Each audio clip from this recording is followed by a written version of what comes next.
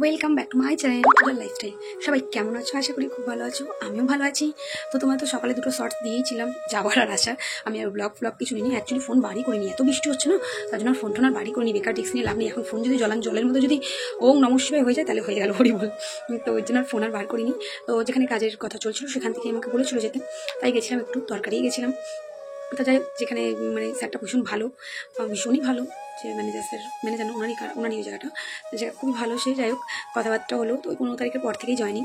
তো তোমাদেরকে বলার তো ছিল অনেক কিছুই কথা, বাট একটা কথাই, সব কথার মধ্যে একটা কথাই তোমাদেরকে বলবো, প্লিজ যদি আমাকে ভালোবাসো, জোরাত করে রিকোয়েস্ট করছি, আমার সাথে কথা বলো। কারোর বিষয় নিয়ে কোনো কথা এখানে বলো না, প্লিজ প্লিজ প্লিজ, জোর হাত করে রিকোয়েস্ট করছি। কাউকে খারাপ করার কোনো ইন্টেনশন কিন্তু আমার নেই, ছিল না। হ্যাঁ, হয়তো কথা, একটা কথা রিপিটের একটা কথা, যেটা হয় আর কি, একটা কথা বলে রিপিটের একটা কথা চলে আসে। তো সেই জন্যই বলছি, সেই একটা কথা বলারও তোমাদের দরকার নেই, আর আমার রিপিটে কিছু তোমাদেরকে বলারও কোনো দরকার নেই। তাই প্লিজ প্লিজ প্লিজ রিকোয়েস্ট করছি, তোমরা কারোর বিষয়ে কিছু আমাকে জিজ্ঞেস করো না। যে যা যেটুকু বুঝেছো এই যথেষ্ট। আর একটা কথা, অনেকেরই এটা হয়তো কনফিউশন হচ্ছে যে আমি একে বলেছি, আমি বলেছি না, আমি কাউকে কিন্তু কিছু বলিনি। আমার অ্যাকচুয়াল প্রবলেমটা কী হচ্ছে আমি কারোকে কিন্তু বলিনি। যারা নিজেরা গেস করছে, আমি নিজেও জানি না কে কতটা ঠিক গেস করছো না ভুল গেস করছো, আমি সেটাও জানি না।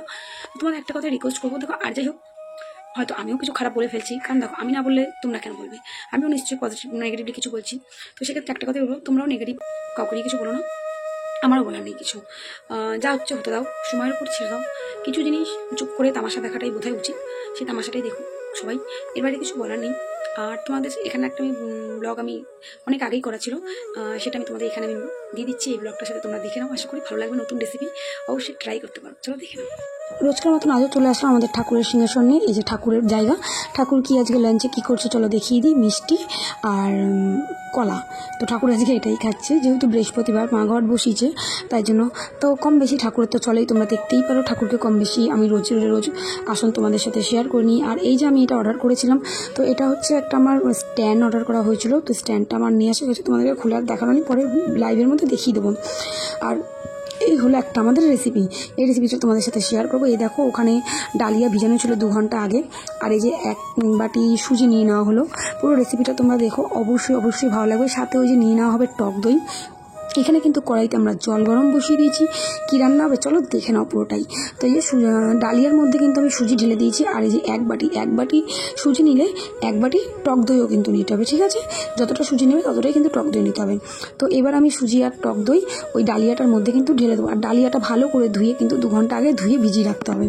তো দেখতেই পাচ্ছ, আমি কিন্তু সবগুলো এক জায়গায় নিয়ে নিয়েছি। এবার এর মধ্যে আমি যা দেবো তোমাদের সাথে সেটা সবটা শেয়ার করব।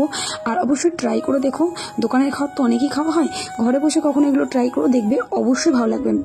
তো আমি এটা দিয়ে ভালো করে এটাকে এখন মিক্সড করে নেবো। এই যে দেখতেই পাচ্ছ, মিক্সটা আমি করে নিয়েছি, খুব সুন্দরভাবে মিক্স হয়ে গেছে।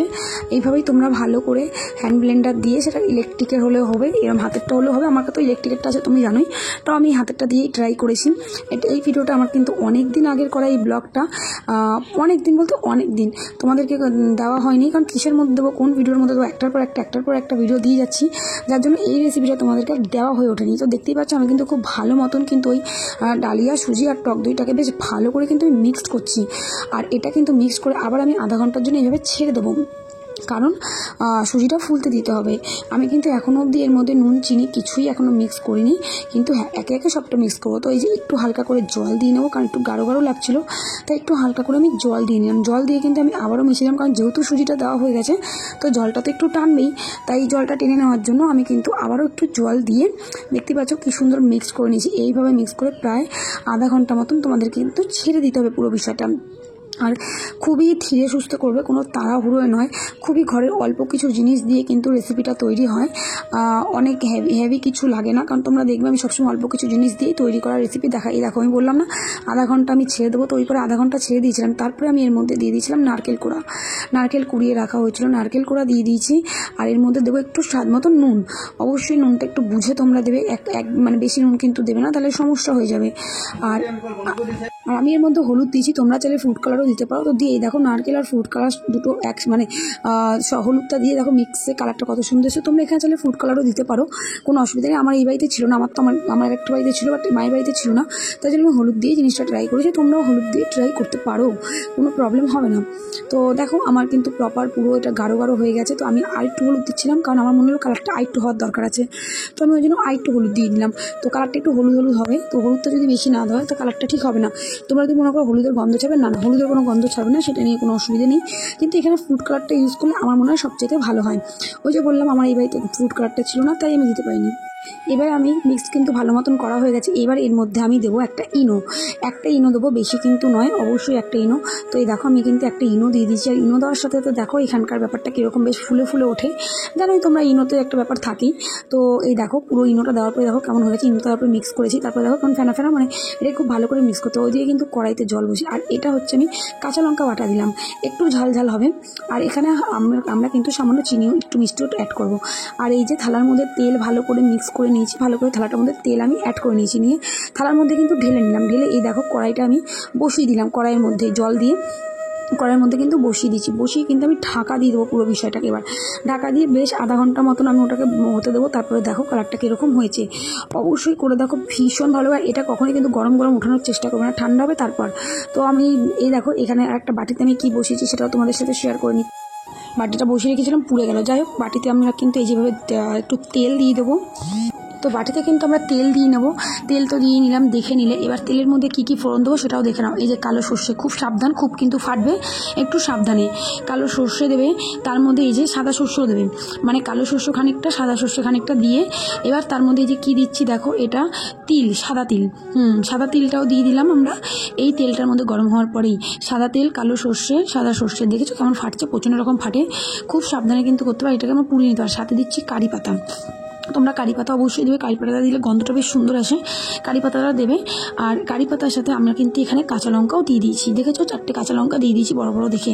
তো এই তেলটা বেশ ভালো করে মানে পুড়িয়ে নিতে হবে, ভালো করে জ্বালিয়ে নিতে হবে তেলটা। জ্বালিয়ে নেওয়ার পরে কিন্তু আমরা গ্যাসটাকে বন্ধ করে দেবো। তো ভালো করে আমরা, আর এখানে এই যে চিনি, আগেই বলেছিলাম চিনি অ্যাড করবো, চিনিটা কিন্তু আমি ওখানে অ্যাড করিনি, চিনিটা কিন্তু এই তেলের মধ্যে দিয়ে আমি চিনিটা অ্যাড করবো।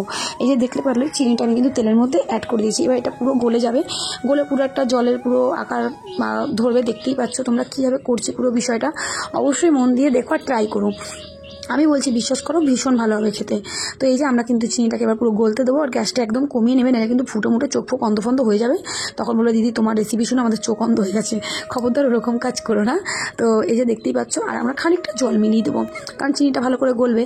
তো এই যে দেখতেই পাচ্ছ ফোড়নটা কেমন হয়েছে, হ্যাঁ কালো কালো, কিন্তু ফোড়নটা একটু পুড়িয়ে দিতে হবে।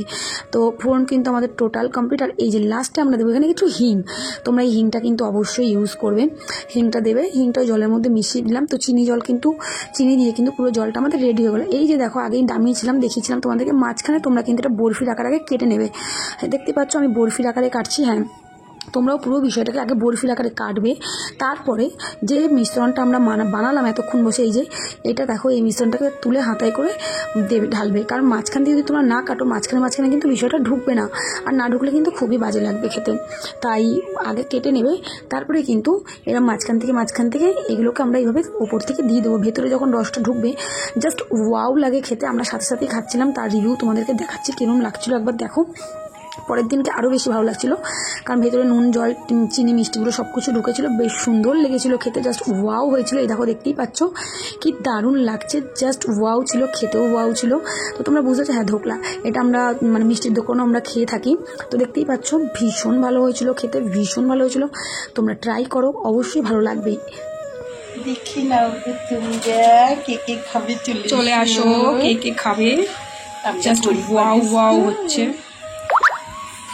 First time. এটা ওগুলো চারকোনা কাটবো, হ্যাঁ এটা বরফি কাটছিস ওটা চারকোনা।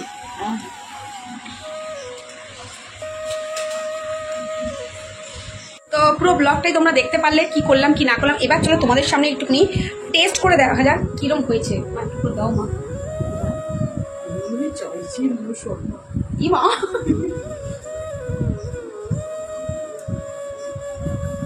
জাস্ট ওয়াও, সিরিয়াসলি খাওয়া